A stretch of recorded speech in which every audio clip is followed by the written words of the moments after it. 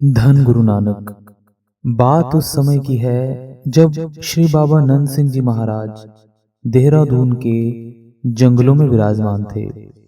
देहरादून का डिप्टी उनके दर्शनों के लिए वहां पहुंचे। किसी कारणवश वह अपने बच्चों को उनके दर्शन कराने के लिए नहीं ले जा पाए। बच्चे घर में बाबा नंद सिंह जी महाराज जी को याद करके बहुत ही दुखी हो रहे थे। इस बात से भी दुखी थे कि उनके पिता उन्हें दर्शन के लिए नहीं ले जा पाए। सारी रात बच्चे आपस में बात करते करते वापस बाबा नंद सिंह जी को, केवल बाबा नंद सिंह जी को ही याद करते, उन्हीं के ध्यान में मग्न रहते और सारी रात इसी तरह से व्यतीत की और बहुत दुखी होकर उनकी याद में ही सारी रात बिताई, क्योंकि उन्हें श्री बाबा नंद सिंह जी महाराज के दर्शन नहीं हो पाए। दूसरी तरफ अगली सुबह जब बाबा नंद सिंह जी के समक्ष डिप्टी ने माथा टेका तो बाबा जी उनसे बोले, डिप्टी, तुम अपने बच्चों को क्यों नहीं लाए? यह सुनकर डिप्टी ने हाथ जोड़कर अपनी गलती की माफी मांगी और कहा कि महाराज सच्चे पातशाह, मुझसे भूल हो गई, अगली बार जरूर लेकर आऊंगा। तो बाबा जी बोले, अगली बार लाना नहीं भूलना। बच्चों के करुण रुद्र ने मुझे रात भर भजन नहीं करने दिया। उनका प्रेम भरा रुद्र मुझे रात भर सुनाई देता रहा। उनके रुद्र में बहुत सच्चाई थी।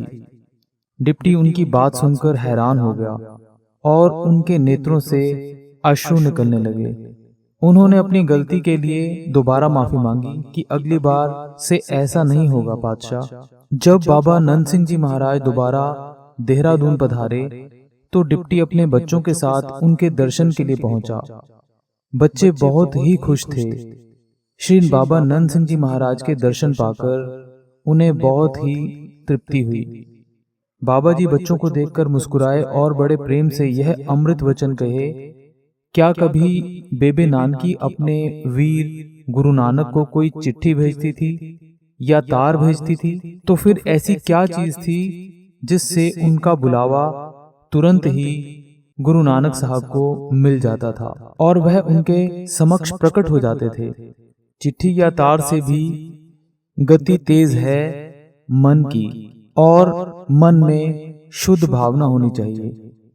और आजकल तो इलेक्ट्रॉनिक मीडिया का जमाना है, मोबाइल्स और उपकरण जिनकी स्पीड, जिनकी गति का हम अंदाजा भी नहीं लगा सकते, परंतु मन की गति, सच्चे प्रेम की जो शक्ति है उसकी गति इन सब लेटेस्ट आधुनिक उपकरणों से भी बहुत बहुत अधिक है, जो तुरंत ही गुरु साहब के चरणों में पहुंच जाता है।